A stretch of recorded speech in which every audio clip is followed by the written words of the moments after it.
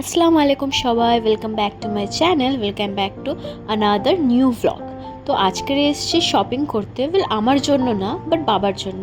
বাবা আসছে 2 বছর পর, সৌদি থেকে 2 বছর পর রিটার্ন করছে। তো ওনার জন্য কিছু টুকিটাকি জিনিস যেটা মানুষের যাবতীয় জীবনে দরকার সেইগুলো।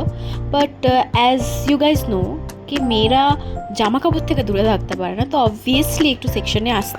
তো মল থেকে কেনাকাটি শেষ করার পরে আমরা চলে এসেছি একটা বাইরের দোকানে। এখানে বাবার জন্য একটা পাঞ্জাবি চুজ করা হচ্ছে, মা এখানে চুজ করে নিচ্ছে। এখানে পাঞ্জাবি চুজ করা চলছে, পছন্দ আসছিল না বাট অ্যাট দি এন্ড একটা ফাইনালাইজ করেই ফেললাম। তো শপিং কমপ্লিট করার পর আমরা এখানে চলে এসেছি একটু সবজি বাজার করতে। মা এখানে আলু পেঁয়াজ আর আদা রসুন কিনে নিচ্ছে আগে। তো this is the next day, যেদিন বাবা আসবে। তো তারপরে আমি আর রেকর্ড করতে ভুলে গেছিলাম, বিকজ অনেক রাত হয়ে গেছিলো, আমাদের তাড়াতাড়ি বাড়ি আসতে হচ্ছিল। তো এখানে যাচ্ছি বাবার জন্য একটা বুকে নিতে। এখানে আমরা অটোয় উঠে পড়েছি। আমি আমার একটা বান্ধবীকে নিয়ে গেছিলাম আমার সাথে বুকেটা কিনতে, so I can choose properly. কারণ আমার মাথায় একটা ছিল লাইক আইডিয়া যে হোয়াইট আর রেড রোজের মধ্যেই হবে। আর এই যে আমরা চলে এসেছি ফুলের দোকানে। ফুলগুলো দেখে আমার এত এক্সাইটমেন্ট হচ্ছিল যে বলার মতন না। লাইক আমি ফুল দেখলে লিটারালি পাগল হয়ে যায়, আমার সবটা দরকার হয়। তো সেই চক্করে আমি না বুকে বানানোর ভিডিওটাই নিতে ভুলে গেছি। আর এই যে ফুল নেওয়া হয়ে গেছে। তো বাড়ি এসে দেখছি এখানে একটা সব থেকে রেয়ার ভিউ দেখতে পেলাম যে আমার বোন কাজ করছে। হ্যাঁ, আমার নিজের ছোট বোন কাজ করছে, যেটা কি সত্যিই খুব অস্বাভাবিক ব্যাপার আমাদের বাড়িতে, কারণ ও একটু কাজ করতে পছন্দ করে না।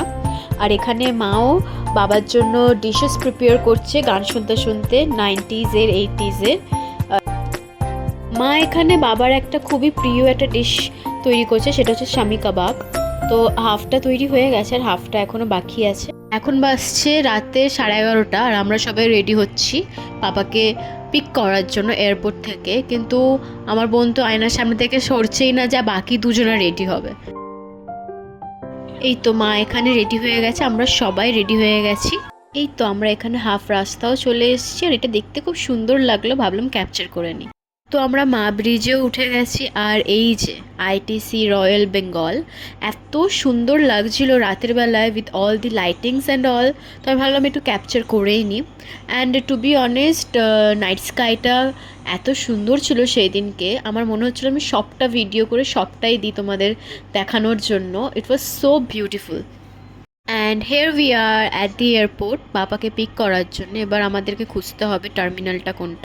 কোইন্সিডেন্টলি আমাদেরও বেশি হাঁটতে হয়নি, বাবাকেও বেশি হাঁটতে হয়নি, কারণ উনিও এপার দিয়ে আসছিলো, আমরাও এপার দিয়ে যাচ্ছিলাম, তো মিট হয়ে যায় একটা। অ্যান্ড আফটার 2 ইয়ার্স দেশে এসে আমার বাবা খুবই খুশি, এখানে দেখতেই পাচ্ছেন। তো এবার পিক করার পরে আমরা বাড়ি যাচ্ছি।